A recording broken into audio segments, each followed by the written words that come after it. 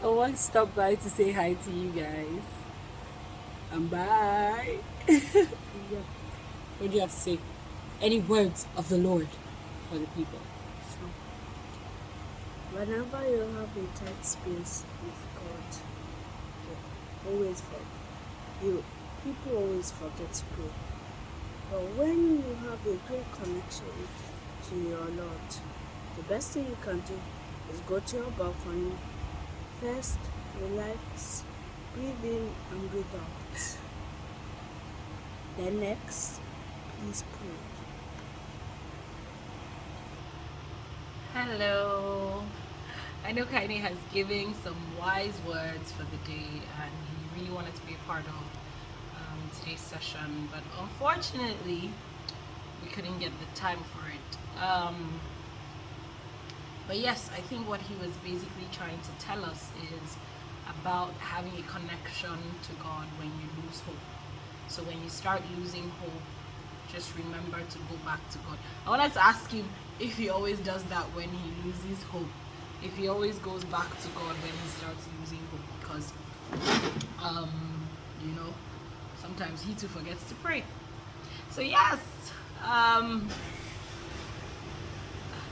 plenty generators are on today because obviously these Nigerian people are not giving us light, so light.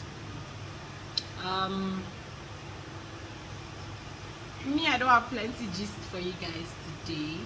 I think my story today, or my gist today, is basically about how we lose faith, and just building our faith. We need to find ways to build our faith, because I've just come to understand, hey God, now when good things want to happen, a lot of bad things also want to happen to discourage you and to sort of shake your faith and all that.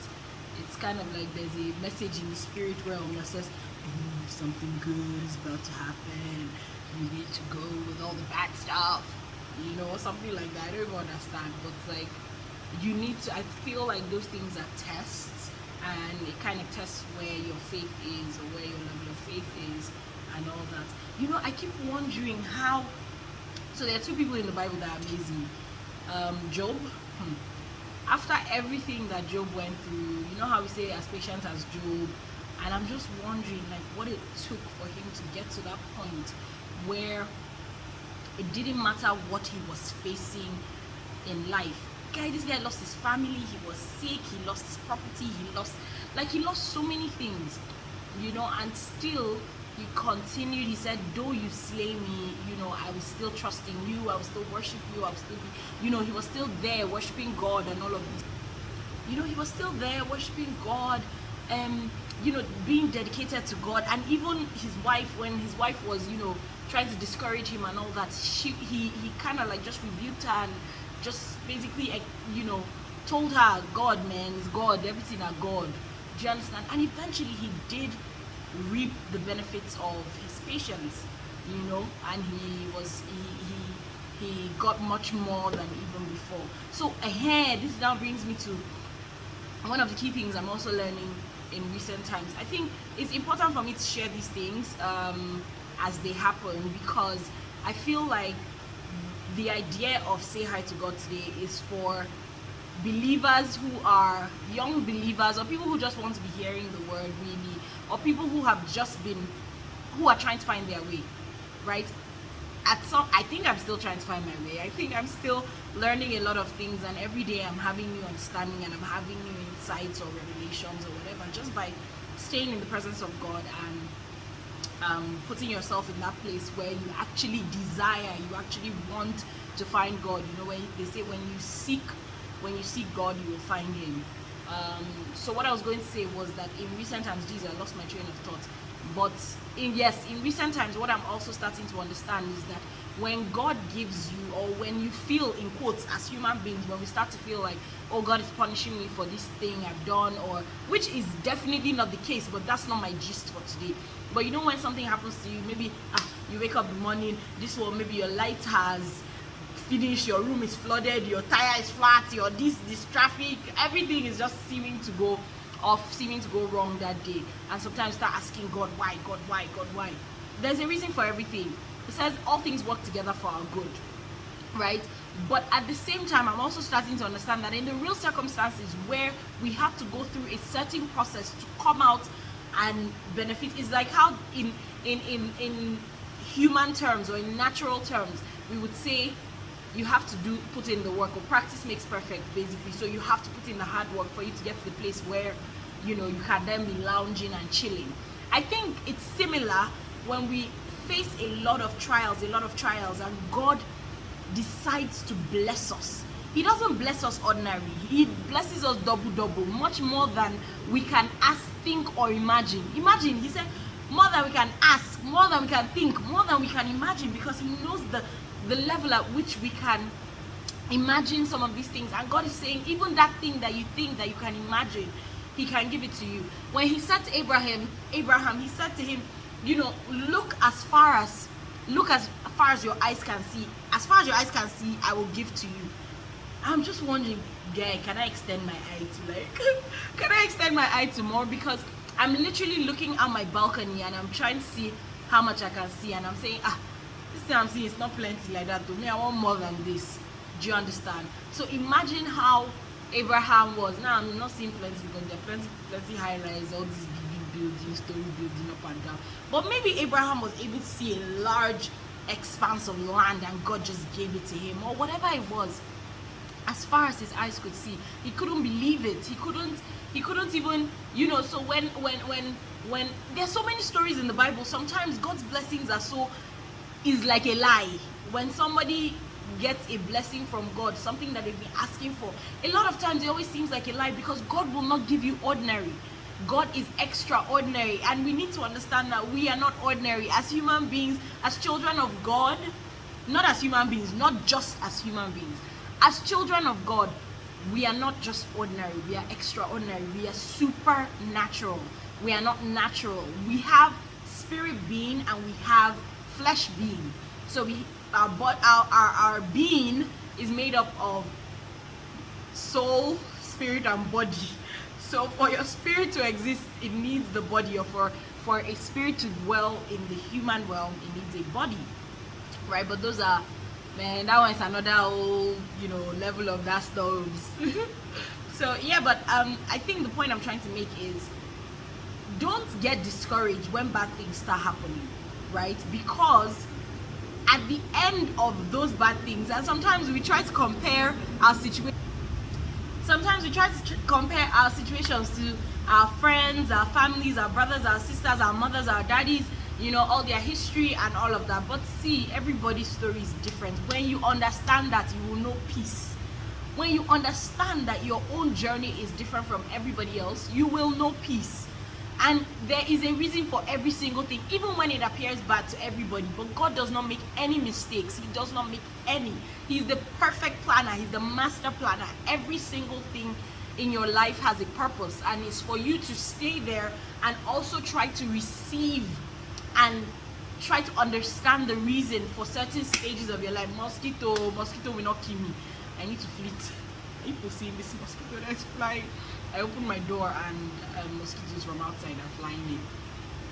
Anyways, so my point is, for every stage of your life that you are in, you need to harness, you need to understand the reason and the purpose for that stage of your life, because it is all coming together to prepare you for where you are going to. And every experience is important. The good, the bad, the ugly, the beautiful, everything, the wrong, the right. They are all important because they all teach you a different kind of lesson. So guys, see now, you guys, please, I want to get feedback from you guys. I want to know some of the things you guys will want us to speak about or speak to. Do you want us to, just give us your thoughts? What do you want us to talk about? We talked about doing live. Honestly, for the life of me, I should have started this live already, because I would like that interaction, and people can ask their questions. So it's not just me coming here and talking to you guys, talking, and then you guys can ask your questions, because the idea really is for us to grow together. The idea is for us to stay in the presence of God and at least put ourselves in a place where we're not only Sunday Christians, and we start off by, you know, listening to the Word of God an extra day in the week or an extra few minutes in the week. There are many platforms you can use. There are podcasts, there are YouTube videos, there are Spotify podcasts, or you know, there are all sorts of places you can actually find the Word. Just make sure you're finding the right word, and be sure that whatever doctrines that you're listening to, or whatever preachings that you're listening to, are actually based on the Word of God and not of the interpretation of human minds. It's so key that we understand, and I'm starting to just understand that there is no such thing. Well, there is, but I think it is easy to say a doctrine is flawed when you don't understand the thinking behind why people do things a certain way. So it's also important for you to not judge because you haven't gotten to the place. Because I've had experiences where I've said something was flawed, or I didn't agree with something, and then along the journey of Christianity or just drawing closer to God, you start to get better understanding, and then you know you want to make sure you're not in a place where you've said something that may have reduced someone else's faith or distorted someone else's faith or something like that. So it's something we need to check for ourselves and be careful the words that we utter. And also, just to add, how I was having a conversation yesterday with my sister, and we were talking about how the things that you say to your children as parents is you can either be blessing your children or cursing your children, or placing a condition or on your children. So it's important as parents. I'm not saying only as parents, but I'm just saying basically the words that you speak, because God has told us that from our mouths we have the power of life and death, and then we have the power to choose. So you choose whether you're speaking life into your situation, you choose whether you're speaking death into your situation, choose whether you're speaking damnation into your life or into someone else's life. The things that you say are important, and as believers it is so important. I remember so there was a time in my life where if I wanted to get out of something, I'd probably say, oh, I'm not feeling well, or I'm sick, or something, or my son is sick. And guess what? If I was not sick or he was not sick, a day or two later, definitely will be sick. Do you get? So I started to say to myself, man, try to speak more positively and try not to lie. This thing of lying, it's one of the things that I will beat Kaine seriously for if he lies to me. So we try as much as possible to stick to the truth, and it's so important. Sometimes it's difficult. Honestly, it's very, very difficult. We're all human beings, but at the same time, making that conscious effort, and God says that He will give us the strength. He's made strong through our weaknesses, and we are made strong in our weaknesses through Him. That kind of thing. But when we are weak, God is made stronger, and He makes us stronger. So guys, I hope that I will get your feedback. I hope that I'll get some kind of comments from you guys on these sessions. What kind of talks would you like to hear about? What kind of adjustments would you like us to make? Is the timing okay? Is the length okay? Is the content okay? Is the video okay? You want me to come and be dancing, playing with you guys? I think I need to go into TikTok and stuff like that. But man, guys, see, these bloggers and these content creators, they're like the realest G's. So I want to give a shout out to all those guys who are out there hustling and trying their best. Well done, guys. You guys are the realest MVPs. Try and incorporate God into it as well, so that people have fun watching God stuff. Okay, guys, have an amazing day. God bless you. I pray that you find happiness, success, faith, hope, trust, and closeness to God as you continue to live your life and build a relationship with God. Have an amazing day. God bless you all. Mwah, mwah, mwah, mwah.